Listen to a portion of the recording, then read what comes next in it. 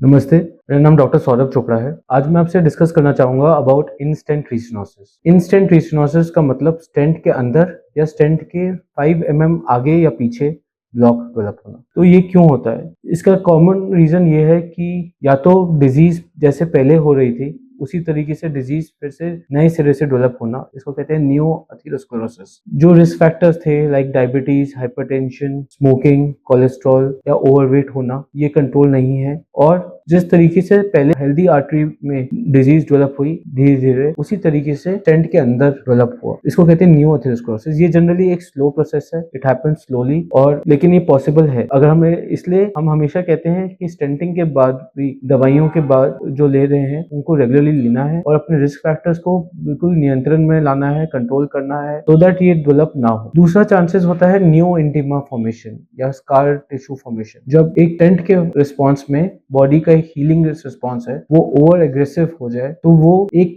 With in the stent 3 to 6 months later एक new layer form कर सकता है और new clot form, new blockage form कर सकता है। इसका इंसिडेंस अब नई टेक्निक्स के साथ बहुत कम हो गया है और जो नए स्टेंट्स आए हैं, जो नए आधुनिक स्टेंट्स हैं, उसके साथ भी इसका इंसिडेंस काफी कम हो गया है। पहले जब बेयर मेटल स्टेंट्स लगाते थे तो इसका इंसिडेंस 10% से ज्यादा था, तो हर 100 में से 10 लोगों को न्यू स्टेंट के अंदर भी नई ब्लॉकेज आ रही। अब इसका इंसिडेंस 5% से कम है with the advent of drug eluting stents. जब ये ड्रग ल्यूटिंग स्टेंट्स आए तो ये इसका इंसिडेंस काफी कम हो गया है और ड्रग ल्यूटिंग स्टेंट्स में भी अब फर्स्ट जनरेशन, सेकेंड जनरेशन से third generation drug eluting stents आ गए हैं जो वहां पे मेडिसिन ल्यूट करते हैं और इस प्रोसेस को हैम्पर करते हैं, इस प्रोसेस को रोकते हैं, सो दैट ये ब्लॉकेजेस ना डेवलप। आपको क्या करना है? आपको मेडिसिन टाइमली खानी है, अपने रिस्क फैक्टर्स को कंट्रोल करना है, लाइक शुगर को कंट्रोल करना है। वो बहुत इंपॉर्टेंट है क्योंकि शुगर देखा गया है कि ये सबसे बड़ा कल्प्रेट है ब्लॉकेजेस फिर से बनने में और ब्लॉकेजेस जो हैं उनका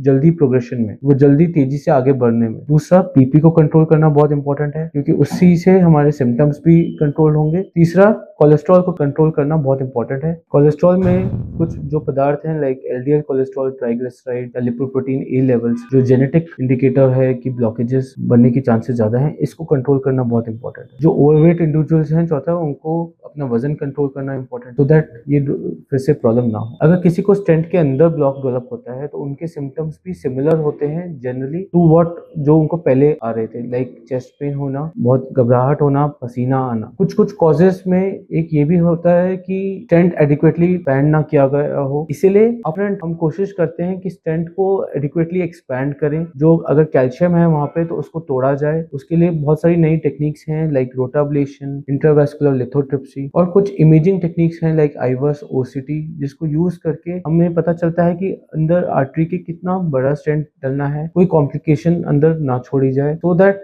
better and long term result मिले। और अगर ये सब टेक्निक्स यूज करके अच्छे से प्रोसीजर किया जाए तो चांसेस हैं कि लाइफ लॉन्ग कोई प्रॉब्लम ना आए, स्पेशली अगर आपने अपने रिस्क फैक्टर्स को कंट्रोल किया है। तो मैं मैसेजेस कि आफ्टर एंजियोप्लास्टी भी उतना ही केयर करना है और अपना ध्यान रखना है, दवाइयां टाइम पे खानी है, डॉक्टर से रेगुलर फॉलोअप करना बहुत इंपॉर्टेंट है और अपने रिस्क फैक्टर्स को कंट्रोल में लाना बहुत इंपॉर्टेंट है। धन्यवाद।